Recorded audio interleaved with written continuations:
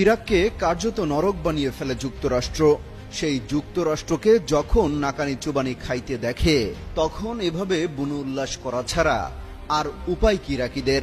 কাতারে যখন মার্কিন ঘাঁটিতে সফল হামলা চালায় ইরান, ঠিক তখন রাস্তায় বেরিয়ে উল্লাস করতে থাকে ইরাকের হাজার হাজার মানুষ। ইরানের পতাকা হাতে গাড়ি নিয়ে রাস্তায় রাস্তায় শোডাউন করতে থাকেন তারা।